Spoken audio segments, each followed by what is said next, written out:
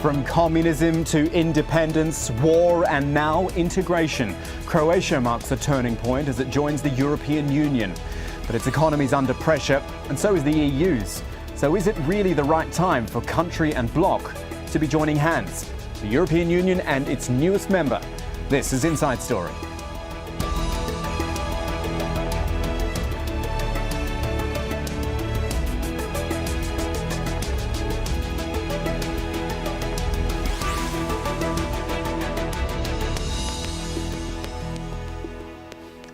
Hello everyone, I'm Kamal Santamaria. Membership has its privileges, as they say, and that's what Croatia will be hoping as it realises its ambition of becoming a European Union member. It'll be the 28th member state, the first since Bulgaria and Romania were admitted back in 2007, and will open the door for much-needed investment in a country facing its fifth year of recession and 40% youth unemployment. The thing is, the EU's no model of stability itself these days, leading us to question who exactly is getting the better deal here. Here's Croatia on the map first, at the point where Central Europe turns into Eastern Europe, just across the Adriatic Sea from Italy, with plenty of neighbours as well. Bosnia, Serbia, Hungary, Slovenia all share a border. In fact, that Croatian border will be the longest land border in the European Union. And opening up that border, figuratively and literally, is what this EU membership is all about. But how does it stack up for the country and for the bloc? Well, Croatia's the obvious winner. It stands to get some $15 billion of EU financing, albeit with conditions. And it'll get access to larger EU markets with the prospect of foreign direct investment. The EU, for its part, gets more stability in the Balkans, slightly larger market and less hassle at the borders. On the flip side, though, critics in Croatia argue they're joining a bloc whose own economy is pretty fragile, and some fear the EU's market will be too competitive. Opponents in the Union say Croatia's corruption and its economic weakness pose the biggest threats, and any mistakes could jeopardise the EU ambitions of other Balkan states and places like Turkey as well. Our discussion in just a moment. First, Tim Friend sets the scene for Inside Story from the Croatian capital, Zagreb. Croatia has gone through 10 years of tough negotiations to qualify for EU membership. Essentially, it's had to smarten up its act in terms of human rights, reform of government and the judiciary. So this is very much a changed country from the one that started this process 10 years ago. Perhaps there's less corruption. Certainly it's a country still having to deal with the legacy of the Balkan Wars. But the challenge here in most people's minds at the moment is the economy. The country's in recession. It has been for several years. There's high unemployment, particularly amongst the young, and it's an aging population. So will the new EU membership offer new opportunities for Croatian business, or will it be overwhelmed by the new shared market? Behind the celebrations here, these are the kinds of questions that are being asked. Tim Friend for Inside Story, Zagreb. So plenty to discuss with our guests. In Zagreb is Davor Gennaro. He's a political consultant and former advisor to Croatia's Ministry of Foreign Affairs. And in our London studio, Petros Fasoulas, who is the chairman of the European Movement in the UK, a lobby group that campaigns for closer integration across Europe. Gentlemen, welcome to Inside Story. I think the first thing we've got to point out is that this EU version 2013, if I call it that, is very, very different from the one that Croatia signed up for, 12 years ago. It started this whole idea. Davor, if I come to you first, though, it's still a better deal for Croatia, isn't it? Even with all the changes in the EU and the Eurozone crisis and all these things, it's still a pretty good thing for Croatia, isn't it? Of course, it's a situation that Croatia is getting more security, grant both economic and political prospect. Now it has better chances to have kind of influence on the region and a kind of return back to Central European region and build the new structure of economic and energetic relations and solutions. So what's the thing that you think, Davor, is the most important thing that Croatia can get out of this? Is it the money? Is it trade? Is it access to the rest of Europe? What's the thing that clinches the deal? It depends what's your point of view, but for Croatia, who was facing the war only 15 years ago, stable peace and sustainable peace is most important issue in a framework of European Union. For Croatia, the next process of enlargement of European Union towards Bosnia and Herzegovina, Serbia, Montenegro, Macedonia is a mostly important issue because it makes us guarantee that there will be no further war or hostility in Balkans region. And just quickly, Davor, flip it around for me and tell me what it is that Croatia brings to the rest of the EU. Croatia brings the whole Adriatic Sea in European Union. That's maybe kind of change for EU, like it was a change with Danube being a real European river in a full sense with enlargement in 2003. The next important issue is the fact that Central European region from Baltics to Adriatics is becoming completed now. The other important issue is the fact that Croatia has some knowledge about processes in Balkans and can be helpful in stabilization, especially of Bosnia and Herzegovina, which is, I think, the most important issue for European Union at the moment. Then our political knowledge, I hope, can be transferred also to Serbia and Montenegro, and to help those countries in processing of negotiation with EU, so those countries could be more efficient in that process than Croatia was. Okay, Petros Vassoulis, let's bring you into the conversation. The way that Davor described it, it all sounds pretty good. The fact is, though, and I pointed this out in the introduction to the show, you've got not one but two groups here, the country and the bloc, Croatia and the EU, both with difficult economic problems at the moment. Timing's not great for this, is it? I think actually timing is perfect for this. It demonstrates the success of the European Union project. There are countries lining up eager to join, and I think including a new member in a family couldn't be a more optimistic signal to send to the whole world. Let's not forget that you mentioned that the Eurozone is in trouble, but Latvia will be joining the Eurozone at the beginning of next year. So the symbolism here is very, very strong. And of course there is another element, if I may. The project of European integration has reconciliation in its heart.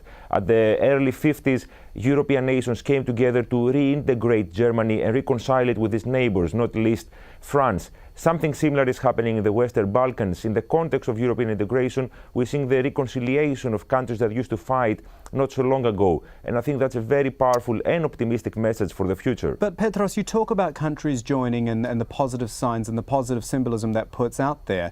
The fact is, these are long processes. I mean, this has been 12 years in the making, so it's obviously not something that Croatia would pull out of at the last second because of an economic problem. But still, you are adding what is, at the moment, a weak economy into an already weak bloc. And we've seen already the problems that come from these weaker economies and what they do to the whole region.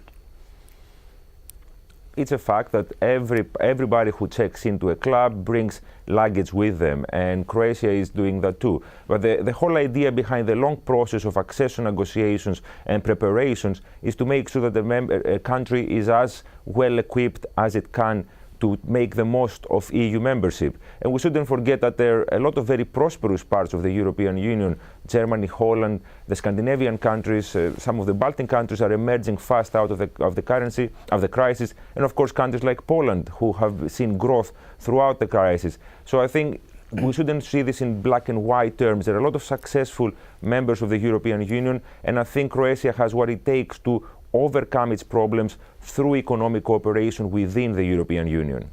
Gentlemen, let's just think about everything Croatia's gone through to get to this point. This is for our viewers as well, remembering Croatia born out of the disintegration of Yugoslavia and the collapse of communism in Eastern Europe. I want to take our viewers through this. That independence from the former Yugoslavia 22 years ago, 1991 it was, followed by 4 years of war, pitting Croat forces against Croatian Serbs aided by the Yugoslav army. You fast forward though to February 2003, and this is what we were just talking about, Croatia submitting its formal application for EU membership.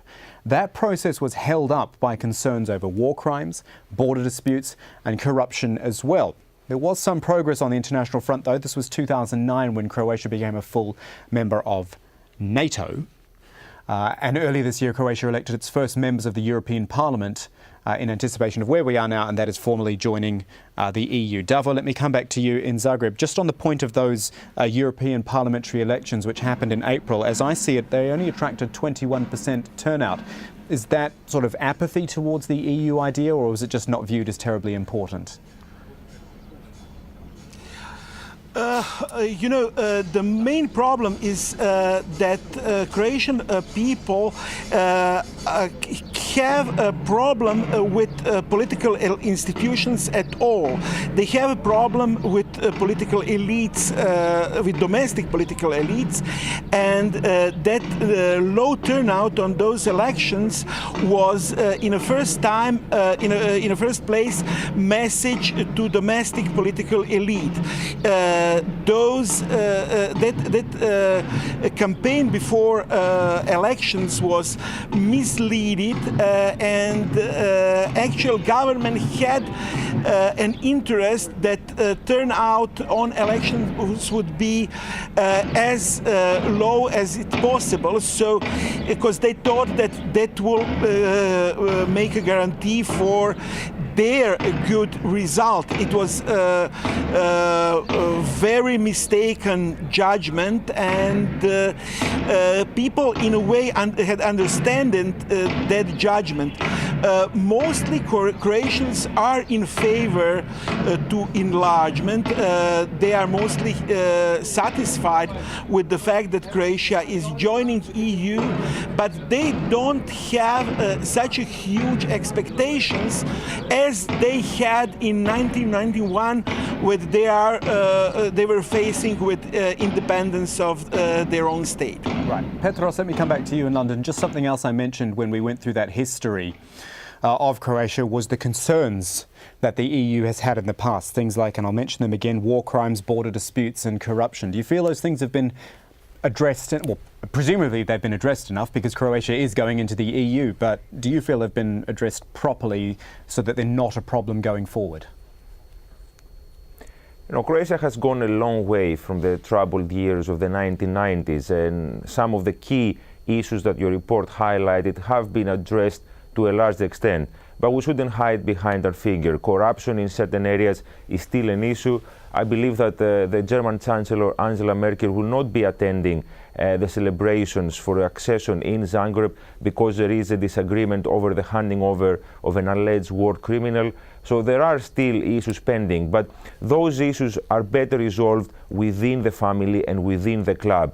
Nothing, of course, is going to become absolutely perfect from one day to the next, but we shouldn't underestimate the amount of effort that Croatia and the Croatian people have made to live up to the very high standards that the European Union expects from its member states. Can the club help with dealing with these sorts of issues? Certainly it can, absolutely. I think there is a lot of know-how going into Croatia as we speak, both in the context of accession, but also after becoming a member state of the European Union. And I have the feeling that the process of political normalization that it takes place in a country after it joins the European mainstream changes the perception of both of the political elites and the electorate, and it changes the conversation that those two are having within our country. Politicians are under check from their peers in the European Union level. Citizens have the opportunity travel more freely within the European Union, understand and appreciate how things are done in other places. So they put more pressure on each other, and it certainly improves the political conditions as much as the economic conditions within a country. Gentlemen, let's pause again and get some more viewpoints. Croatia's president, first of all, who's convinced that joining the EU is the right thing to do. Ivo Josipovic said, from an economic point of view, there is indeed a crisis, but I think we are stronger together. This is what Petros has been saying to us, and that the crisis did not originate from the European Union itself, but rather from the economies of a few specific countries. That's why I think that to put an end to this crisis, we need more Europe, not less Europe. That's what the leader says. Here is what some Croatians have had to say about their country joining the EU. Have a listen. I'm afraid everything will go far, far too expensive than it used to be. So I don't think it's going to bring anything very, very useful to us. Maybe I hope it will bring law and order, because that's what we need. People think that the European Union is great and super, and that the grass is greener over there. But in fact, I think that the grass there is equally yellow, as it is here. I think that it's a good thing that we are entering the EU because we get a better connection with the other European countries. There won't be borders to cross, and the EU can bring us a lot of money to develop the country. It's very important for us as a small country to be part of something big like a European Union. But this is what I thought maybe a few years ago. Now I'm a little bit scared because the experience of other small countries that takes part of European Union are not very positive. Petros, I know that was only, 4 voices that we heard there out of a population of millions. However, what I got from all of them, there was some positivity, but there was hesitation. Do you think that's just because of what we see in the European Union and the Eurozone now, or that these feelings might have always sort of been there? Of course, I think the economic crisis has brought a sense of insecurity across the European Union, and that couldn't leave unaffected a country that is about to join the European Union. But there are some tangible effects that citizens of a new member state can enjoy. The cost of roaming, for example, using your mobile abroad, will go down about 15 times compared to today's prices for the average Croatian who is traveling around Europe on holiday. Also, a Croatian who wants to go abroad and study, he or she will be able to enjoy the same kind of benefits that natural students from that country are enjoying. And all those things make a hell of a difference in the everyday life of a citizen. But I totally understand and echo the sense of unease that people have with their political elites who are struggling to resolve the problems that affect them directly. It's not an issue of the European Union, it's an issue of politicians not being able to deliver for their people. And we have to work closer together to do that collectively. Davor, can I come back to you and ask you a bit more about the wider economy? Seeing as you are there in Zagreb, you can give us a first-hand view. As I see it at the moment, the Croatian currency, the kuna, is already in line with the euro. So it's perhaps not going to be a huge step up when Croatia eventually does adopt the euro itself. Do you think, though, again, and this relates back to all the problems we see in the Eurozone right now, that there is some concern about taking that step into the Eurozone eventually? Croatia is preparing herself for being the member of Eurozone in a short time period. Kuna is more or less on the same exchange rate with euro for last 10 or 15 years. Monetary policy was always oriented only on stability of currency and not in a way to help national economy. And Croatia is, only 0.5% of European GDP and 1% of European inhabitants. So Croatia cannot influence a lot on stability of Eurozone. Croatians hope that a kind of European control over their budgetary and financial policy will help the country to perform stability in future. So as far as I see, both President of Republic and Governor of National Bank are talking about making Croatia the member of Eurozone in a period as short as it possible. But that's going to be the problem, isn't it? Because right now, I mean, it's generally, I think they've got to do it within 2 years. They obviously want to do it sooner. But right now, Croatia's only meeting 2 out of the 5 criteria that a country needs to meet to actually join the Eurozone and take the currency up. The economy is just not strong enough at the moment. The economy is not strong enough. The budgetary debt is too huge, and Croatian economy is still not stable enough for that step. So I don't think that there is any possibility to do that step in the next 2 years. But concentration on those criteria on one side and criteria done by a European fiscal semester, it will help Croatia to make sustainable fiscal stability and to consolidate her own fiscal situation. Okay, let's start getting some final thoughts, and I'll go back to Petros in London for this. Petros, I wonder if this is almost a test for the European Union at the moment. This is the first country that will be admitted since 2007. 2007 was just the beginning of the financial problems. It wasn't anywhere near as bad as things have been in the last couple of years, or even right now, you might say. This kind of needs to work for the European Union, doesn't it?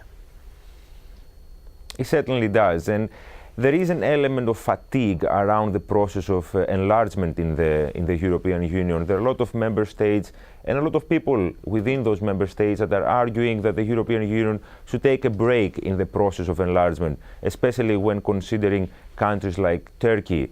But I think the process of enlargement has been one of the most successful projects that the European Union has undertaken. It has helped transform the south of Europe, the center of Europe, Eastern Europe. It has brought stability in the Balkans. And it's imperative that we continue keeping the door open for all those countries that aspire to join the European Union and sign up to the high values that it represents. So I agree with you, it is an important test, and it should remind to everyone how important the process of enlargement is and how crucial it is that we keep that process going. And I guess the thing to remember as well in the back of our minds is that, and I've pointed this out already, it takes a long time. We're not just talking about ascension right now. This has been, for Croatia, 12 years in the making. Who knows what the Eurozone will be like, or the European Union will be like in another 12 years. Indeed, it's a project that is constantly evolving, and in historical terms, of course, 12 years is not such a long period of time, considering the task at hand especially. But we should be doing this the right way. Certain things took place in the European Union perhaps too fast and without the proper architectural structures in place. And I think when it comes to encouraging and helping a country to join the project of European integration, we need to take all the time we can take. And of course, you're right, in 10 years' time, the European Union and the Eurozone itself will be completely different, and hopefully Croatia will be a successful member state at the very core of decision making. Davor, final thought from you. Is there a good feeling there? You're there. We've heard the sound behind you of the celebrations and the preparations for the big moment. Are people excited in the end? In a way, no. The political class is excited in Croatia. People are, in a way, had some kind of fatigue with all the politics, and they are, in a way, tired of the long-term process of negotiation and enlargement of EU on Croatia. They are, in a way, afraid of domestic economic crisis and crisis in the European Union, but they are more or less happy because of that element of stability and hope for progress.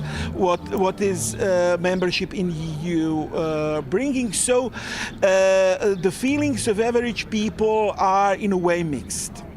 Happy or not, it is history in the making, isn't it? Croatia joining the European Union. I want to thank both of our guests there. Davor Gennaro was a political analyst joining us from Zagreb, and we also had Petros Fasoulas, who is the chairman of the European Movement in the UK, joining us from London. Gentlemen, thank you to both of you.